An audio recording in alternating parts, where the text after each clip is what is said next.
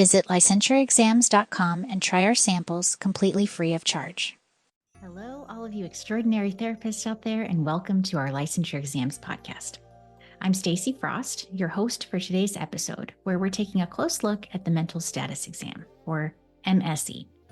Now, as you all know, the MSE is our kind of go-to assessment tool when it comes to evaluating a client's current state of mind, cognitive abilities, and overall psychological functioning. The MSE allows us to assess a variety of areas, but today we're focusing this episode on two specific domains that are often confused: thought process and thought content. Now, besides its practical application in your everyday practice, chances are you may be given information about the MSE on your exam, and you need to know how to interpret that information to determine possible diagnoses, create an effective treatment plan, and evaluate your client's progress in therapy. Today, we'll cover some of the clinical terms that are used to describe the client's thought process and thought content, how those observations can be used when formulating a diagnosis, and then we'll dive into a few detailed case studies. So first, let's talk about the terms associated with thought process. Thought process refers to the ways that thoughts are formed and expressed. It's really all about the how of thinking rather than the what. And here are some key terms and their associated diagnoses. Number 1, circumstantiality. This is where the client includes an excessive amount of unnecessary and irrelevant details when communicating. Instead of a direct and to-the-point response, they take that long, wandering path before eventually arriving at the main point or answer to your question. This type of thinking can be observed in bipolar 1 disorder and psychotic disorders. Now, normally your brain filters and prioritizes information to help you focus on what's important. However, during a manic episode or a psychotic episode, this filtering mechanism becomes impaired and everything seems to be equally important. Number 2, tangentiality. This is similar to circumstantiality, where the client goes off on a tangent, but instead of eventually reaching the point, with tangential thinking, the client never returns to the original topic or question. And this feature is commonly associated with manic episodes, psychotic disorders, and some cases of ADHD. Number 3, flight of ideas. This involves the rapid shifting from one idea to another with only superficial associations between them. Flight of ideas is typically seen in manic episodes and psychotic disorders. It's also associated with a few neurocognitive disorders like Alzheimer's disease and Parkinson's. Number 4, loose associations. This occurs when there's a series of ideas presented with loosely apparent or completely inapparent logical connections. And this feature is often found in psychotic disorders.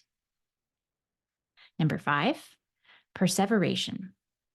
This involves the repetition of a particular response, such as a word or a phrase, despite the absence or cessation of a stimulus.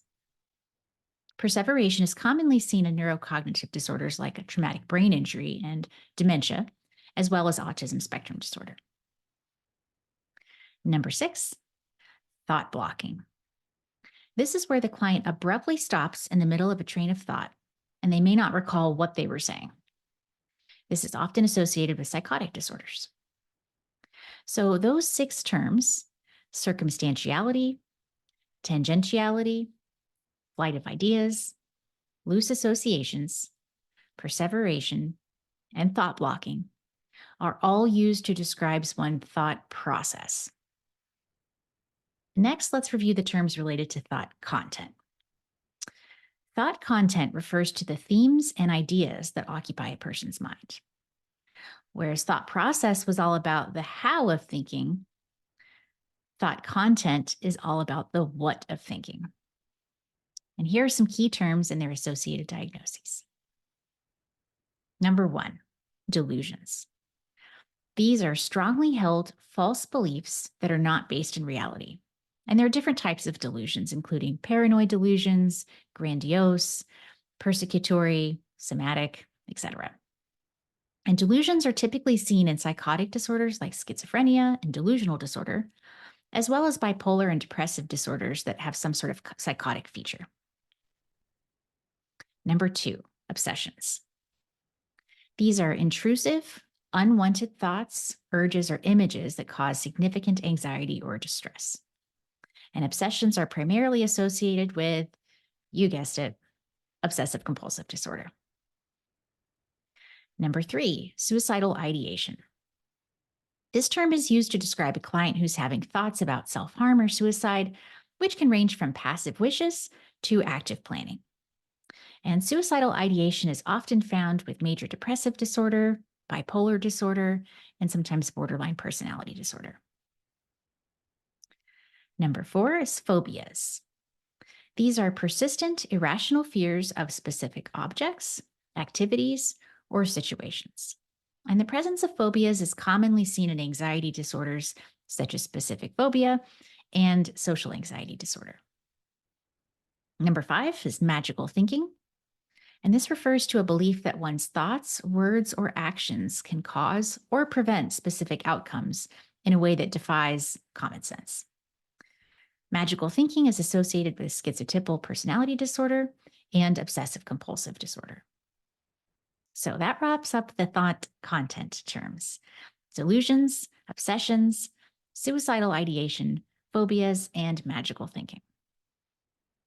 Now that you understand the terms, let's take a look at a case study and see how evaluating a client's thought process and thought content can help us in the diagnostic process. Our first case is about Joseph, who is a 65-year-old client who presents with disruptions in thought process. Now, during the mental status exam, you ask John how he got to your office today, and his response goes something like this. Well, first I woke up at 6 a.m., then I brushed my teeth and had breakfast. I usually have oatmeal, but today I decided to have eggs. After breakfast, I got dressed and I put on my favorite blue shirt. I thought it might rain. It is Michigan after all. So I took an umbrella with me. Then I took the bus. There was this lady sitting next to me who had really strong perfume on, and I was hoping she'd get off before me, but no such luck. So here I am. And when you ask him to tell you more about how he's been feeling lately, he says, I've been feeling really on top of the world, like I can do anything. Just yesterday, I decided to rearrange my entire living room. It took hours, but it looks amazing now. Rearranging furniture is like rearranging your life. Life's full of changes. Change can be scary, but also exciting. Excitement is what keeps us going. Going places is something I love. I love traveling, especially to places with beaches. Beaches are calming. Calmness is what I need sometimes, but it's hard to find when you're always busy. Now, on your mental status exam for Joseph, you'd note that in regard to thought process, he exhibits circumstantiality and flight of ideas. Remember, circumstantiality is where the client includes a lot of unnecessary details before eventually reaching the point. And flight of ideas is the term used to describe when the client rapidly shifts from one topic to another. So when you've listened to Joseph's responses, to any particular diagnoses spring to mind at this point? If you're thinking about mania or bipolar 1 disorder, you're on the right track. Now let's take a look at another case with a 28-year-old client named Sarah. When you ask her to tell you about some of the thoughts that have been bothering her lately, she says, well, I have this constant fear that if I don't check the locks on my doors exactly 5 times before going to bed, something terrible is going to happen to my husband. And you ask her to go on to explain what she means by something bad happening to her husband, and she replies, well, my husband's in the military, and if I don't check the locks exactly 5 times, I just know he's going to get hurt while he's on duty. I know it sounds irrational, but I can't shake the feeling that my actions here at home directly affect his safety overseas. It's like some kind of cosmic balance or something. If I don't do it right, something bad is going to happen to him. So in our MSE, we could note that Sarah's thought content is dominated by obsessions about her husband's safety and magical thinking, that her lock checking has a direct influence on her husband's safety, even though there's no logical connection between the two. So what diagnosis comes to mind in Sarah's case?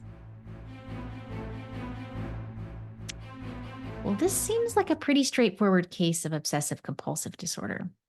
But as with the diagnostic process, it's really important that you rule out other potential disorders. And in this case, other potential disorders that can feature obsessive thoughts and compulsive behaviors.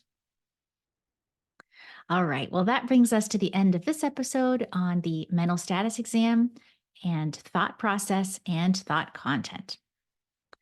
Here's a brief recap of what we talked about. Thought process refers to the way that thoughts are formed and expressed. It's all about the how of thinking.